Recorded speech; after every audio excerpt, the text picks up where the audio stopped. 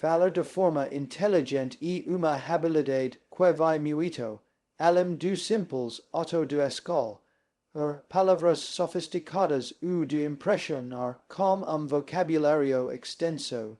Na verdade, a inteligência na comunicação está diretamente ligada à capacidade de transmitir ideias de forma clara, eficaz e emocionalmente impactante.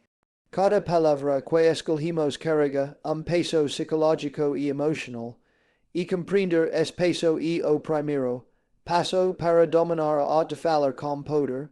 Quando falamos de maneira estratégica, não estamos apenas compartilhando informações, estamos moldando percepções, construindo confiança e criando oportunidades de influência. O ponto central da comunicação, o inteligente e a clareza. Pessoas que se comunicam bem não complicam suas mensagens desnecessariamente. Elas sabem que a simplicidade não é sinal de falta de inteligência, mas de maestria. Uma mensagem clara e fácil de entender, memorável e gera impacto. Para alcançar essa clareza, é essencial conhecer profundamente o assunto sobre o qual se fala e ter consciência do público que irá ouvir. Cada grupo tem suas próprias referências, valores e formas de processar informações. Ajustar a linguagem de acordo com quem está ouvindo não é apenas uma técnica de persuasão, mas uma demonstração de inteligência emocional. Quando falamos de maneira que o outro compreende e valoriza, abrimos portas para diálogo mais produtivo e influente. Além da clareza, a comunicação inteligente envolve intenção. Cada palavra deve ser escolhida com propósito específico. Não se trata de falar para preencher o silêncio, mas de falar para gerar resultados. Antes de abrir a boca, é importante perguntar a si mesmo qual é o objetivo desta fala. Estou tentando informar, inspirar, persuadir ou apenas desabafar. Esse nível de consciência transforma cada conversa em uma oportunidade estratégica. Pessoas que falam sem entender, muitas vezes perdem credibilidade, confundem o interlocutor e desperdicam energia.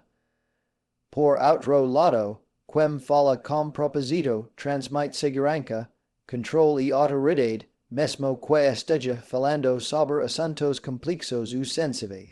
Outro aspecto crucial é a consciência do impacto emocional das palavras. A psicologia da comunicação demonstra que os seres humanos respondem mais às emoções do que à lógica. Podemos apresentar fatos incontestáveis, mas se a forma como comunicamos esses fatos não toca emocionalmente quem ouve, o efeito será limitado. Falar de forma inteligente, portanto, exige empatia. É preciso perceber como o interlocutor se sente, quais medos ou desejos ele possui, e ajustar a mensagem para que ela ressoe emocionalmente. Por exemplo, líder que comunica mudanças em uma empresa de forma direta, mas sem considerar a insegurança dos funcionários, corre o risco de gerar resistência. Por outro lado, ao apresentar a mesma mudança com compreensão e incentivo, o impacto positivo é muito maior. Assim, a comunicação inteligente é sempre uma combinação de conteúdo, intenção e emoção. A escola das palavras não é apenas semântica, ela influencia a percepção de competência e autoridade. Estudos em psicologia cognitiva mostram que pessoas que utilizam uma linguagem precisa e organizada são percebidas como mais confiáveis e inteligentes. Mas cuidado, o excesso de jargões ou termos complexos pode ter efeito contrário. afastando o público u gerando confusão. O equilibrio entre precisão e acessibilidade e differential de quem fala com maestria. Além disso, a repetição estratégica de conceitos chave ajuda a fixar a mensagem na mente do ouvinte, aumentando a compreensão e a lembrança. Essa técnica é frequentemente usada por grandes comunicadores, desde líderes empresariais a figuras públicas influentes. Outro elemento importante é o controle emocional durante a fala. A comunicação inteligente exige estabilidade e presença. Palavras ditas no calor do momento, carregadas de raiva ou frustração, raramente convencem. Elas podem transmitir a impressão de impulsividade ou falta de controle, mesmo quando o conteúdo é válido. Por isso, a paciência e o autocontrole são aliados essenciais. Antes de responder a uma provocação ou de abordar tema delicado, é recomendável respirar, refletir e organizar os pensamentos. A habilidade de pausar antes de falar não apenas evita conflitos desnecessários, mas também aumenta a percepção de inteligência e maturidade do comunicador. Além disso, falar de forma inteligente envolve o domínio da narrativa. Histórias são ferramentas poderosas de comunicação, porque combinam lógica e emoção, facilitando o entendimento e a memorização.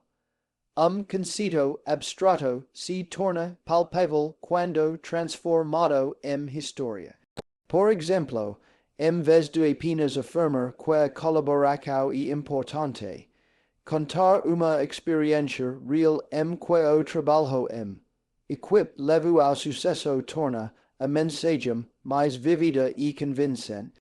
A narrativa bem construída permite que o público se conecte emocionalmente, internalize a mensagem e se sinta motivado a agir.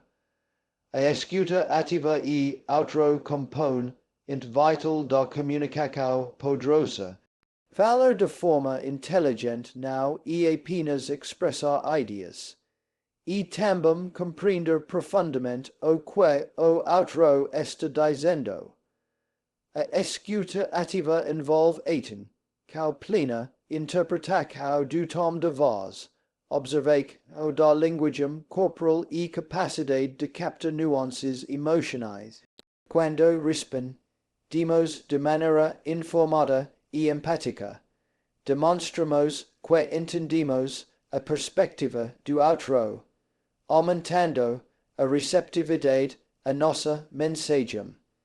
Essa dinâmica transforma qualquer diálogo em processo colaborativo, onde a comunicação é eficaz e o impacto é ampliado.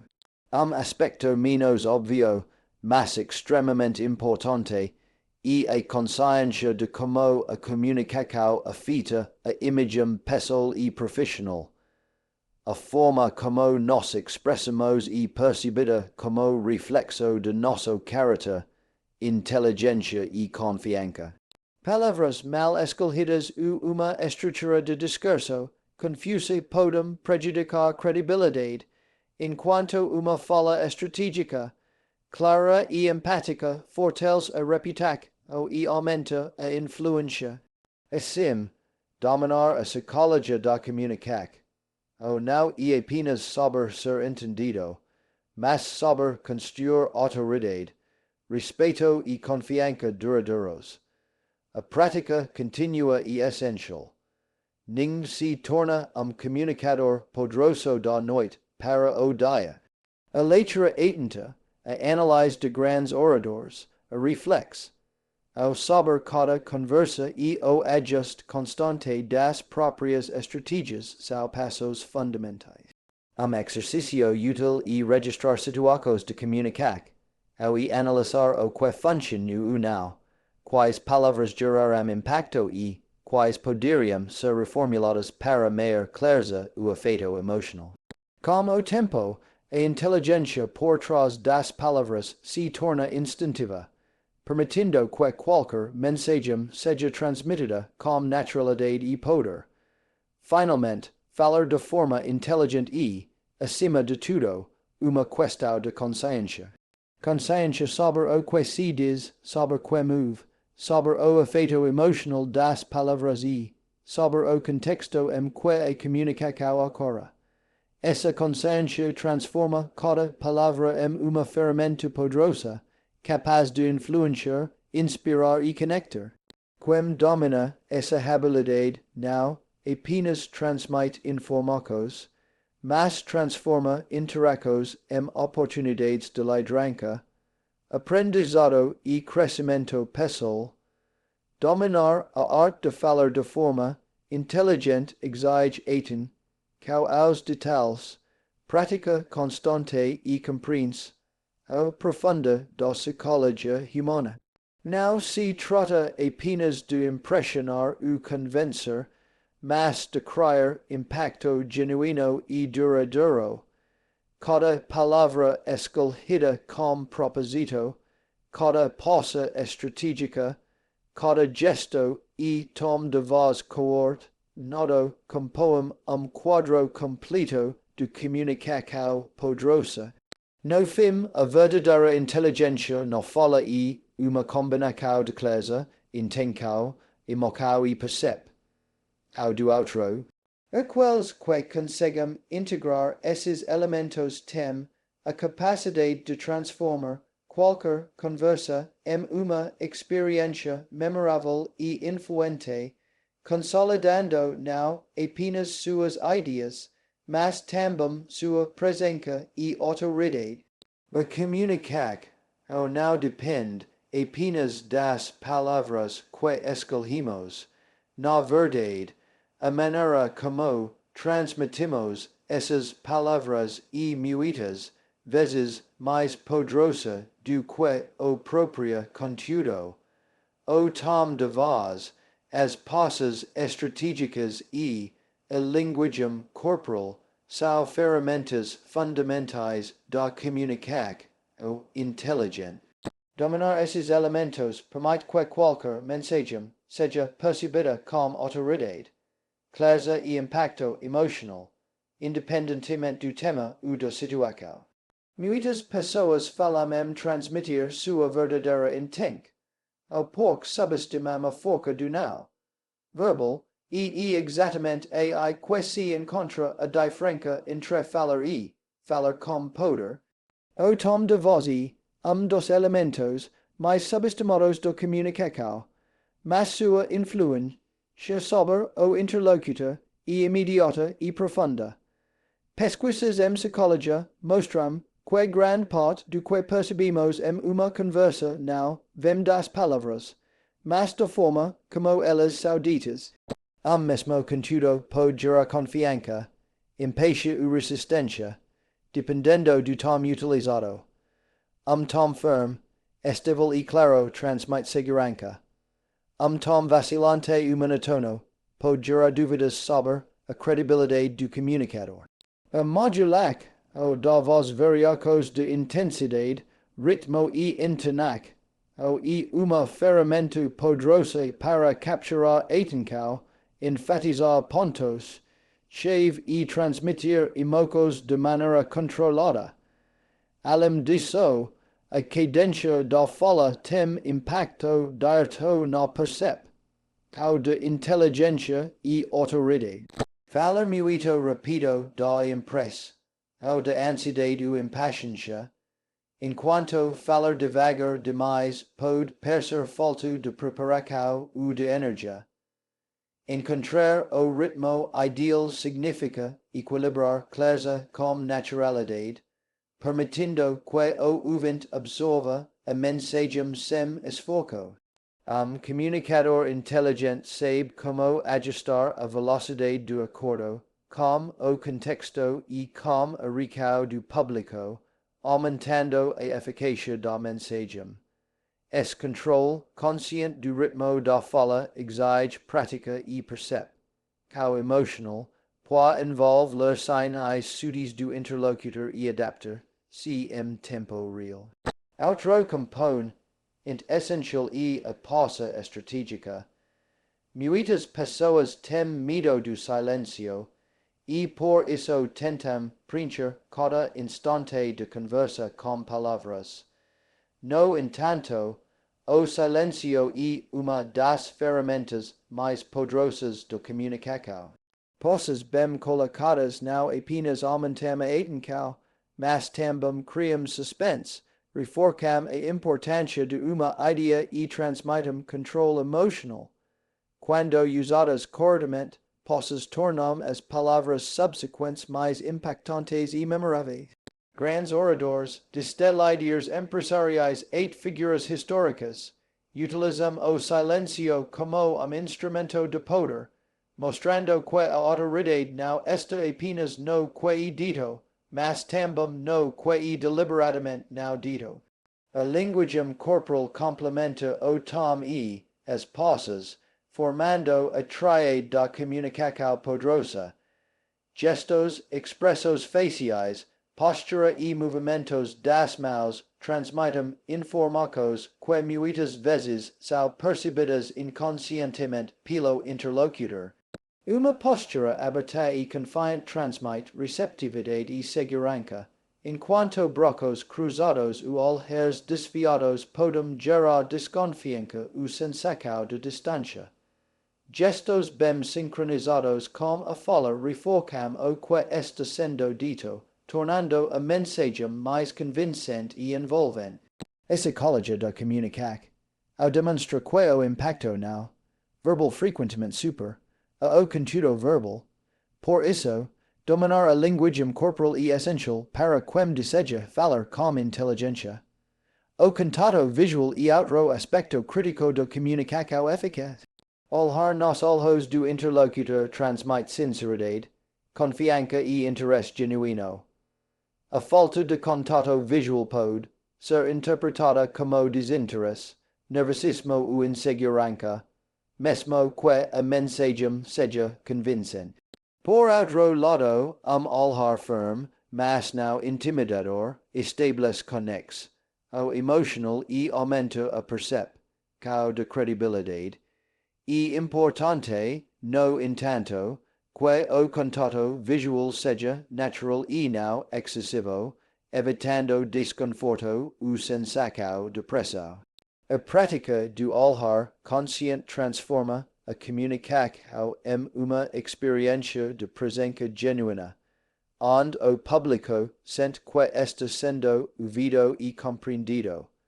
A sincronização entre palavras, tom e linguagem corporal é o que define a comunicação inteligente. Mensagens coerentes entre todos esses níveis são percebidas como autênticas, enquanto incongruências podem gerar confusão ou desconfiança. Por exemplo, dizer algo positivo com tom monótono e expresso, ou fachada pode ser interpretado como sarcasmo ou desinteresse. A comunicação poderosa exige alinhamento entre intenção, palavra e expressão, ou não verbal. Desenvolver essa habilidade requer observação, prática e ajuste constante, mas o resultado é uma presença marcante, capaz de influenciar e inspirar. Além disso, o contexto cultural e social influencia a interpretação de tom e linguagem corporal.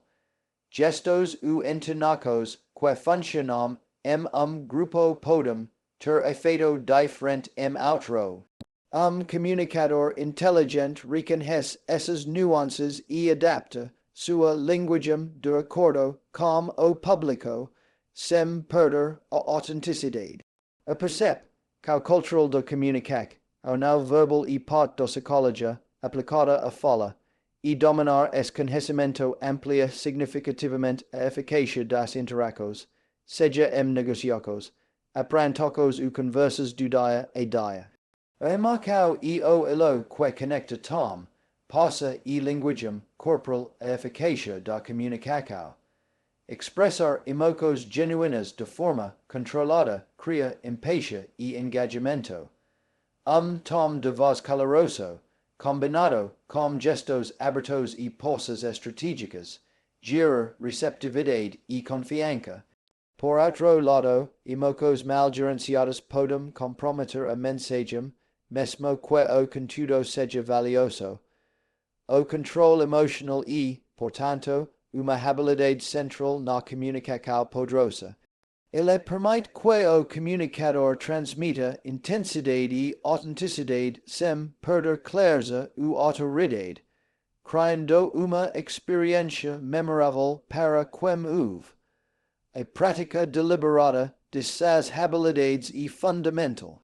Observar grandes oradores, gravar a própria fala, analisar recos do público e ajustar constantemente o tom. Pausas e gestos permitem o desenvolvimento progressivo de uma comunicação impactante. Exercícios como leitura em voz alta, de conversão de entonação, simulação de conversas estratégicas e treinamento de postura diante do espelho, os câmeras ajudam a internalizar o uso consciente dessas ferramentas. Com o tempo, o domínio do tom, da pausa e da linguagem corporal se torna natural, transformando cada interação em uma oportunidade de influência e conexão. Ponto frequentemente negligenciado é a consistência entre o que se diz e como se diz. Comunicação inteligente não é apenas sobre técnica, mas também sobre autenticidade. Gestos express, o facial e entonac, ou devem refletir verdadeiramente a intenção do comunicador. Quando há congruência, a mensagem é percebida como genuína. Quando há discrepância, mesmo palavras inteligentes podem perder efeito. Essa congruência fortalece a credibilidade e a percepção de integridade, elementos essenciais para qualquer comunicação poderosa e duradoura. Além do mais, dominar o poder não verbal amplia a capacidade de persuasão. Pessoas influentes frequentemente utilizam pequenas nuances de tom, gestos e pausas para direcionar a atenção, reforçar argumentos e criar impacto emocional. Por exemplo, aumentar levemente o volume da voz em uma frase, chave ou fazer uma pausa antes de apresentar ponto crucial pode aumentar significativamente a retenção da mensagem. Esses detalhes sutis, quando combinados com conteúdo sólido, transformam qualquer discurso em uma ferramenta de persuasão natural e eficaz. Outro aspecto relevante é a percepção de presença. Comunicação poderosa cria presença, fazendo com que o interlocutor se concentre completamente na mensagem e no comunicador. A presença é construída através do alinhamento entre voz, gestos e postura, e reforçada pelo controle emocional e consciência situacional. Pessoas com presença marcante conseguem influenciar sem esforço aparente, gerando respeito, atenção e engajamento. Essa habilidade é especialmente valiosa em contextos profissionais, sociais e de liderança, onde a percepção da autoridade pode abrir portas e criar oportunidades. A prática do feedback também é essencial. Observe como o público reage ao tom. Pausas e gestos permitem ajustes contínuos, refinando a comunicação e tornando mais eficaz. A análise de recos não verbais expressos faciais, postura, atenção e linguagem corporal fornece insights sobre a percepção da mensagem e indica áreas de melhoria. Comunicadores inteligentes utilizam esse feedback para calibrar sua expressão, ou não, verbal, garantindo que cada palavra seja recebida com a máxima eficácia. Finalmente, a combinação de tom, possa e linguagem corporal transforma uma mensagem como uma experiência memorável.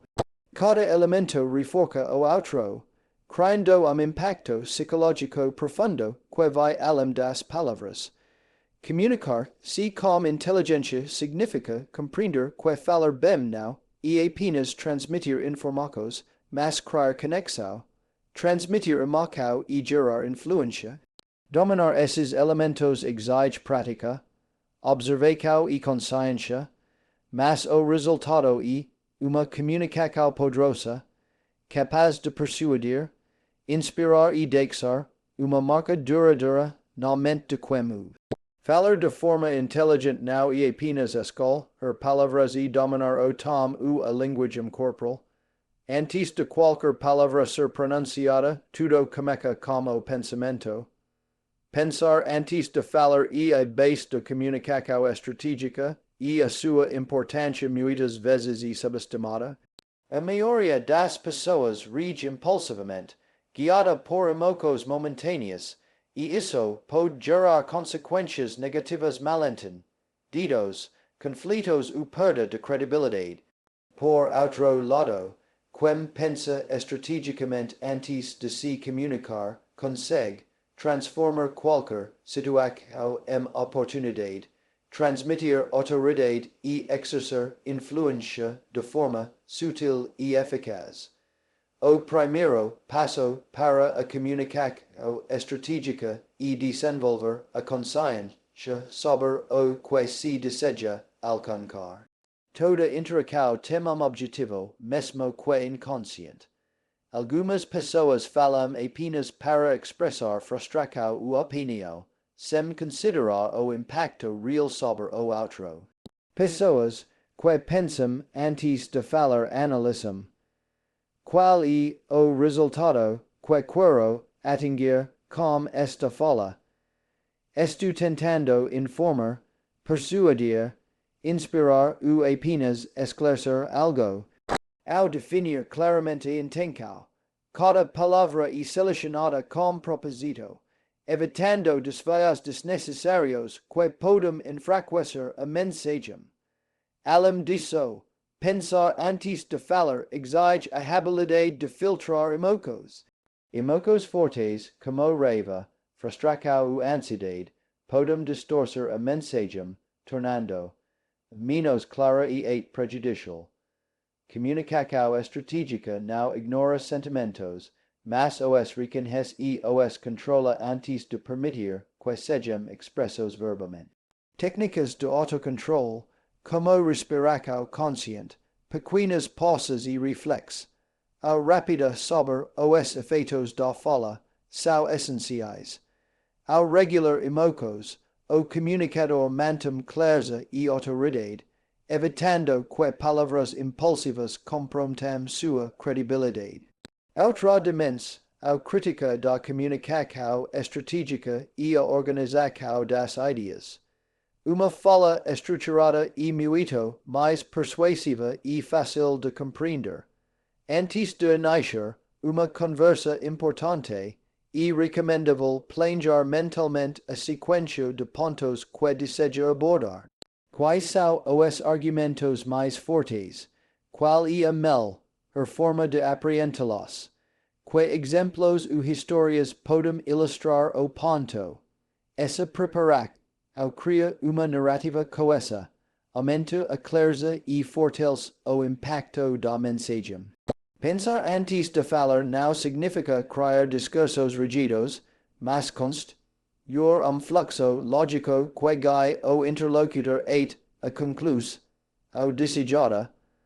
A escuta ativa é outro componente fundamental. Para pensar estrategicamente antes de responder, é necessário compreender profundamente o que o outro está comunicando, não apenas suas palavras, mas também suas intenções, emoções e linguagem corporal.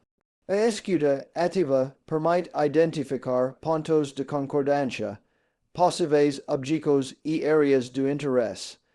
Ao integrar esses informações antes de falar, e possível adaptar a mensagem para que seja mais relevante, persuasiva e respeitosa. Essa abordagem transforma a conversa em diálogo construtivo, onde cada palavra é calculada e eficaz. O silêncio estratégico e uma ferramenta poderosa dentro da comunicação planejada. Muitas vezes a melhor resposta não é imediata, mas cuidadosamente ponderada. O silêncio cria espaço para reflexão, tanto para o comunicador quanto para o interlocutor, e aumenta a percepção de autoridade e controle. Pessoas que dominam o silêncio sabem que não precisam preencher cada momento com palavras. Elas falam apenas quando a mensagem está pronta, clara e impactante. O tempo de resposta, nesse contexto, se torna parte da estratégia, reforçando a intento, por trás de cada palavra. Pensar antes de falar também envolve avaliar riscos e consequências. Toda comunicação ocorre em contexto social e emocional, e palavras podem ser interpretadas de formas inesperadas. A comunicação estratégica exige antecipação. Como a mensagem será recebida? Quais são os possíveis mal-entendidos? Quais impactos a longo prazo podem surgir desta fala? Ao considerar essas questões, o comunicador minimiza erros, fortalece sua credibilidade e maximiza a eficácia da interação. Essa habilidade é especialmente importante em contextos profissionais, negociados, liderança e situações de conflito. A escola do momento certo é outro elemento essencial. Mesmo a mensagem mais poderosa pode perder impacto se não for transmitida no momento adequado. Comunicar-se de forma estratégica exige perceber temporal saber quando falar, quando esperar e quando reforçar a mensagem posteriormente. Grandes líderes e oradores utilizam o timing a seu favor, percebendo a receptividade emocional do público, o contexto da situação, e o estado de espírito do interlocutor. Pensar estrategicamente antes de falar significa também dominar o tempo, garantindo que a mensagem seja não apenas clara, mas também oportuna e influente. Adaptabilidade é outro pilar da comunicação estratégica. Nenhuma conversa segue exatamente o plano e a habilidade de ajustar a fala em tempo real e crucial. Ao pensar antes de falar, o comunicador desenvolve flexibilidade mental, avaliando sinais verbais e não verbais e reformulando a mensagem conforme necessário. Essa adaptabilidade demonstra inteligência, empatia e controle emocional, tornando a comunicação mais eficaz e menos suscetível a falhas. A comunicação estratégica também envolve simplicidade e objetividade. Pessoas inteligentes sabem que a eficácia não depende do tamanho, ou do vocabulário ou do volume de palavras, mas da clareza da mensagem e da capacidade de transmitir ideias complexas de forma acessível. Evitar jogos desnecessários, redundâncias ou digressos aumenta a compreensão e mantém a atenção do interlocutor. Pensar antes de falar inclui condensar ideias, priorizar pontos essenciais e apresentar argumentos de maneira direta e envolvente. A persuasão consciente e outro aspecto crítico. Comunicação estratégica não significa manipular, mas influenciar de forma ética, basada em compreensão e relevância. Ao planejar a fala, O comunicador considera como cada argumento será recibido, quais dados, exemplos u historias gerar. O maior impacto de que forma o tom a linguagem corporal reforçará a mensagem. Persuas, o estratégica a arte de alinhar contudo, marcau intent, o para que a comunicac, o seja convince, ent sem coercau.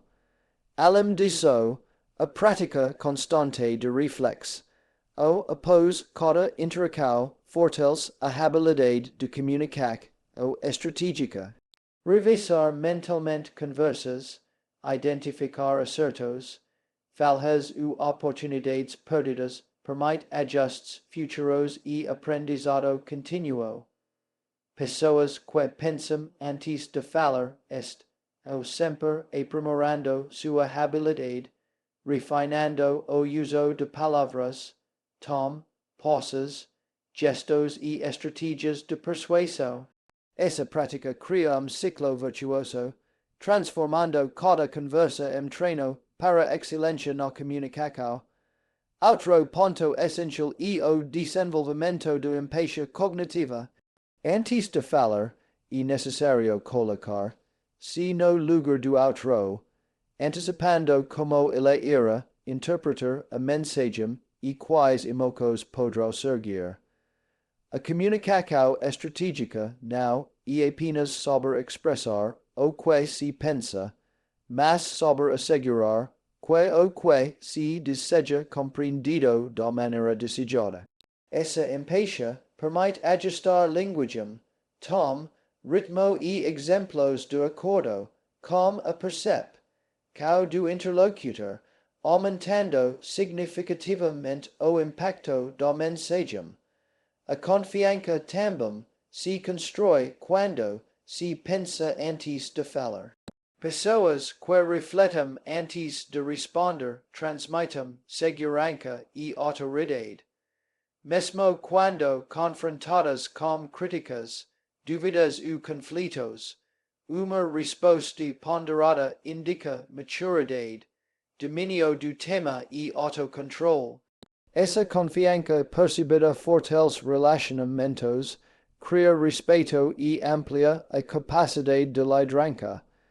Pensar estrategicamente e, portanto, não apenas uma técnica de comunicação, mas também instrumento de construção, ou de imagem e influência. Finalmente, pensar antes de falar integra todos os elementos da comunicação poderosa. Clareza, tom, pausas, linguagem corporal, empatia e intenção. Cada palavra se torna uma ferramenta cuidadosamente escolhida para gerar impacto, conexão e persuasão. A comunicação estratégica transforma interações comuns em oportunidades de liderança, crescimento pessoal e construção de autoridade. Quem domina essa habilidade não apenas transmite informações, mas cria experiências memoráveis, fortalece relações e influencia positivamente o ambiente ao redor. A comunicação inteligente não termina na escolha cuidadosa das palavras, no domínio do tom ou da linguagem corporal, nem na reflex, ou estratégica antes de falar. O verdadeiro poder da fala se manifesta de quando ela gera influência, persuasão e respeito. Esses três elementos são interdependentes. Influenciar sem persuasão é ineficaz. Persuadir sem respeito gera resistência. E sem respeito, qualquer influência é superficial. Dominar essa tríade é o ponto culminante da comunicação poderosa, permitindo que qualquer mensagem transcenda o conteúdo e crie impacto duradouro no interlocutor. A influência em sua essência, a capacidade de afetar pensamentos, sentimentos e ecos de outras pessoas sem recorrer a coerção. Pessoas influentes entendem que cada interação é uma oportunidade para gerar impacto, não por imposição, mas por conexão. essa influência começa com autenticidade. A psicologia da comunicação demonstra que ninguém segue ou confia em alguém que não percebe como genuíno. A autenticidade é percebida através da congruência entre palavras, tom de voz, pausas e linguagem corporal. Quando essas dimensões estão alinhadas, o comunicador transmite confiança, segurança e autoridade natural, criando uma presença que naturalmente atrai atenção e respeito. Persuasão, por outro lado, é a habilidade de conduzir alguém a seguir uma ideia ou a qual sem obrigá-lo. A persuasão, ou eficaz não depende de manipulação, mas de compreensão, ou profunda das necessidades, desejos e motivos do interlocutor. Quem domina a persuasão, ou combina lógica e emoção, apresenta argumentos sólidos, reforça, os com exemplos ou histórias relevantes e conecta esses argumentos aos valores e interesses do outro. Por exemplo, em uma negociação profissional, não basta mostrar números ou fotos. É necessário demonstrar como aquela decisão impacta positivamente o outro, criando vínculo emocional que fortalece a excitação da ideia. A empatia é o fio condutor da persuasão. Comunicar-se de forma persuasiva exige a habilidade de se colocar no lugar do outro, antecipar suas dúvidas, resistências e expectativas. Pessoas persuasivas não forcam argumentos. Elas guiam o interlocutor de forma natural, respeitando seu ritmo de entendimento e excitação. Escutar ativamente, validar pontos de vista e responder com clareza e firmeza cria uma sensação de compreensão mútua, tornando o diálogo mais produtivo e eficaz. A persuasão estratégica é, portanto, uma combinação de percepção psicológica, adaptação emocional e expressão clara, que transforma qualquer interação em oportunidade de influência positiva. O respeito é o alicerce que sustenta a influência e a persuasão. Sem respeito, qualquer tentativa de convencer ou liderar tende a gerar resistência ou conflito. Respeito não é apenas cortesia, é reconhecimento genuíno da dignidade, opinião e perspectiva do outro.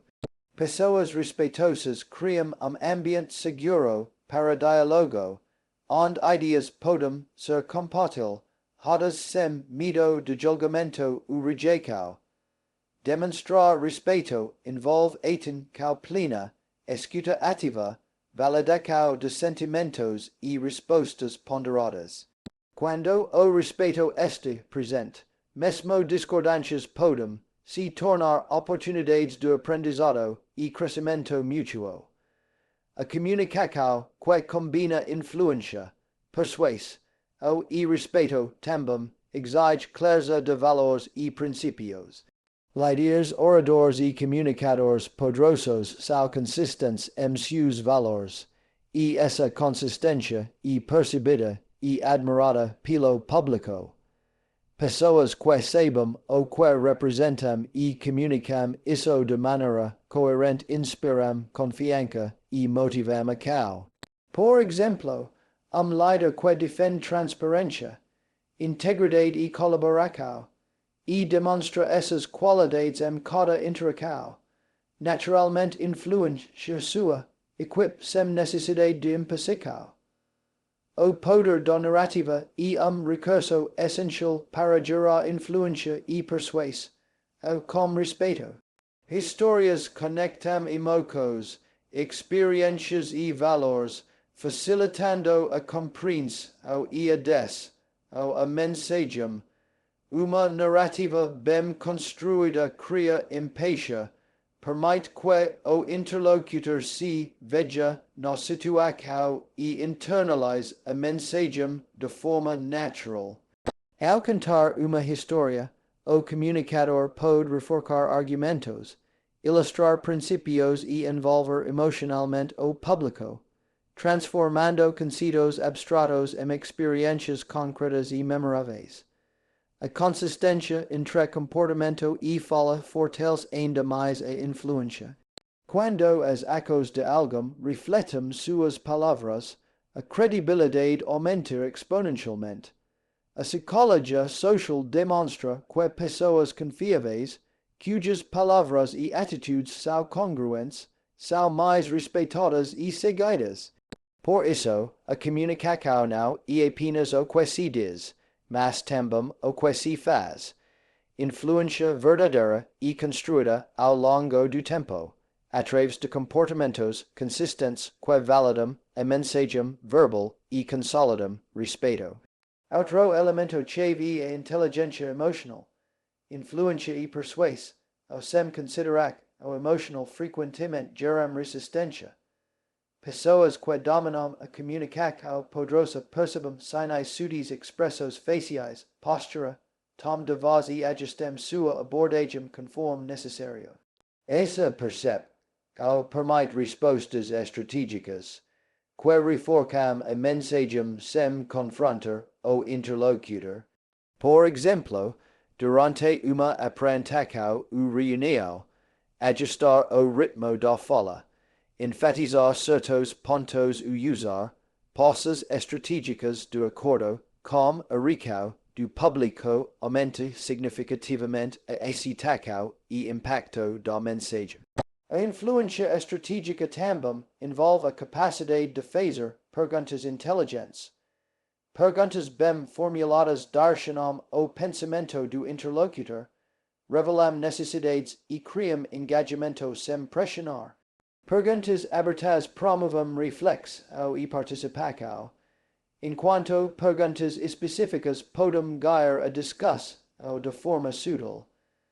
Essa técnica aumenta a percepção de inteligência e consideração, fortalecendo o vínculo entre comunicador e interlocutor e ampliando a capacidade de persuasão com respeito. Além disso, a comunicação poderosa exige preparação e conhecimento. Quanto mais profundo é o domínio do assunto, mais confiança e segurança o comunicador transmite. Conhecimento sólido permite argumentação precisa, respostas claras a objetivos e a capacidade de conduzir a conversa com autoridade. No entanto, conhecimento sozinho não é suficiente. Deve ser combinado com empatia, respeito e habilidades de influência, garantindo que a mensagem seja recebida positivamente e sem resistência. A construção da autoridade também se dá através da presença. Influência e persuasão não dependem apenas de palavras, mas de como o comunicador ocupa o espaço físico e emocional da interação. Postura firme, gestos seguros, contato visual adequado e tom de voz controlado aumentam a percepção de poder e confiabilidade. Essa presença, quando aliada a respeito genuíno pelo outro, cria uma atmosfera em que a mensagem é absorvida com atenção, aumentando seu impacto psicológico. Outro aspecto relevante é a capacidade de inspirar a cal. Comunicação poderosa não apenas transmite informações, mas motiva o interlocutor a agir. Ao alinhar argumentos lógicos com apelo emocional, ao mostrar benefícios claros e ao conectar a mensagem a valores compartilhados, o comunicador transforma ideias em decisões, decisões em ecos, e ecos em resultados. A influência estratégica respeitosa cria mudança de comportamento de maneira natural, sem pressão ou coerção, consolidando liderança e confiança. A construção de relações duradouras é uma consequência natural dessa atraída. pessoas influentes e persuasivas, que se comunicam com respeito, criam conexões profundas e confiáveis. Esses relatos permitem colaborações mais eficazes, resolução de conflitos, mais ágil e oportunidades de crescimento mútuo. Comunicar ao poderoso não é apenas sobre o impacto imediato, mas sobre a capacidade de criar redes de confiança e respeito que perduram ao longo do tempo. Finalmente, dominar influência, persuasão e respeito e integrar todos os elementos do comunicação poderosa tudo coerente. Cada palavra escolhida, cada gesto, cada pausa, cada tom de voz e cada estratégia pensada contribuem para criar impacto emocional, engajamento e credibilidade. A comunicação não é apenas ato de transmitir informações, mas uma arte de conectar, inspirar e motivar. Quem domina essa tríade transforma qualquer interação em oportunidade de liderança, aprendizado e crescimento pessoal.